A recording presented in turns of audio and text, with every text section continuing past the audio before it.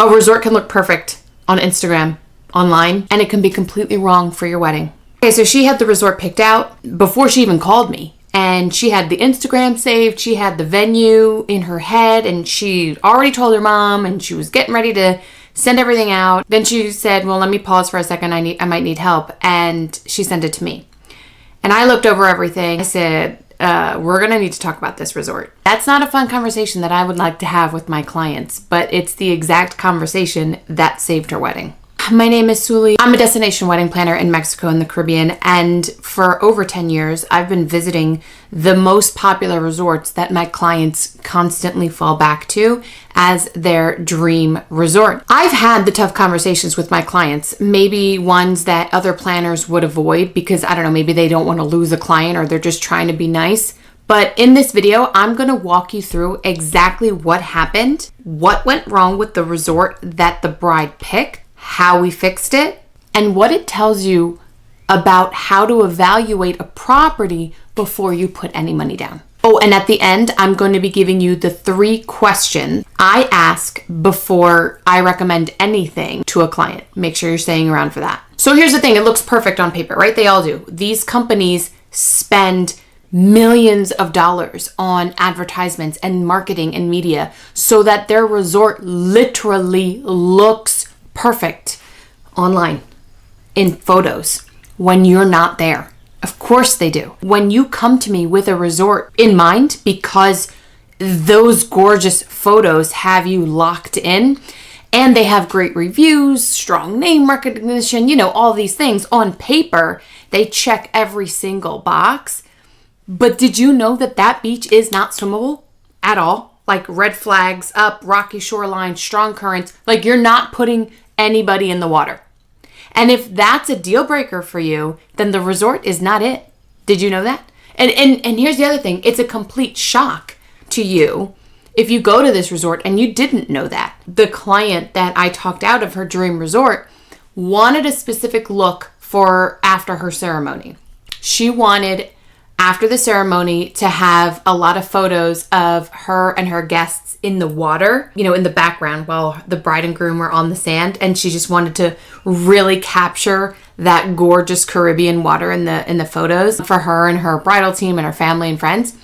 But if the water isn't swimmable, like it's a red flag day, waves were coming in at a ridiculous level, guess what? She wasn't going to get those photos. That's what she wanted in her mind, and that's not what she was going to get. So that specific vision that she wanted just wasn't possible with that resort. And here's the thing, nobody lied to her, right? The resort didn't hide it. She just never asked. And nobody told her to ask. And that's the whole problem.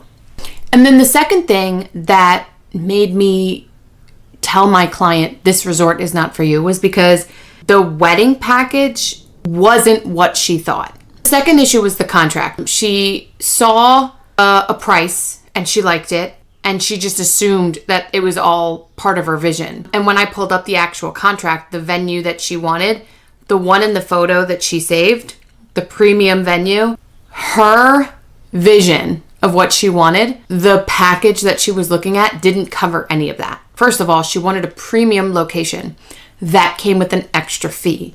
Second, the package only included up to a specific number of guests. She was almost double that number. The vision that she wanted, the flowers and the decor, the sort of vibe that she was going for the wedding, it wasn't included in any of that package. You'll notice in the base package, you just get whatever standard decor is included.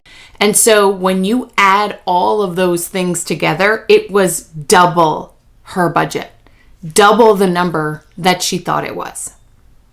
Oh, and also she wanted to bring in an outside photographer, and she didn't know that she had to pay a separate vendor fee for that. I actually have a whole video about vendor fees and outside vendors. Go make sure you check that out if that's an issue for you. But it was just another cost that she didn't know about. The cocktail hour that she wanted, upgrade. The florals from her mood board, that was an upgrade. And by the time I walked her through all of it, what the actual cost from the resort would be, the number was double what she originally thought. And she looked at me and said, like, oh shit. And I said, sorry. But that's the reality of the situation. By the way, if you want to make sure that the resort that you're looking at for your destination wedding is fitting within your budget and your vision, make sure you click the link below, book a call with me and my team. We'll see if we can make sure you're looking at the right things. The link is down below. So how did we fix it? You know, I felt bad because I was kind of like crushing her dreams because she really wanted this resort and it was just not what she needed it to be. We spent 2 weeks looking at alternatives in the same region, in the price point she wanted to be, and ones that I knew because I either had been there or I had planned a wedding there before would give her that vibe and that aesthetic look that she was going for. The resort that we landed on was very similar, but it had a swimmable beach so that she could have those photos that she was dreaming about in her mind. And then we looked at the wedding package and it had a tiered system. So based off of the things that she wanted, we were able to get her to a higher tiered package that fit a little bit more within her budget. And by the way, it's exactly what she wanted. It's just the resort was actually going to come through for her as opposed to the one that she originally wanted. And this is the good outcome. But it only happened because somebody looked at the details before she signed a contract that she could not get out of. So by the way, I told you at the end I was going to give you the 3 questions that you must ask a resort. So get your pen and let's jot them down. 1, what does the beach actually look like? And is it swimmable? Not in photos, not online, in person, or from someone who's been there recently. Maybe even if they have another wedding set up on the beach, if they can send you photos of those. These things change.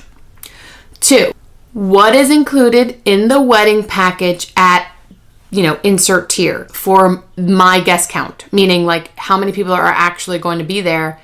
Does this package work for that amount of people? And I want you to ask them if they could go line by line on what's included, not a summary, like what's the actual contract.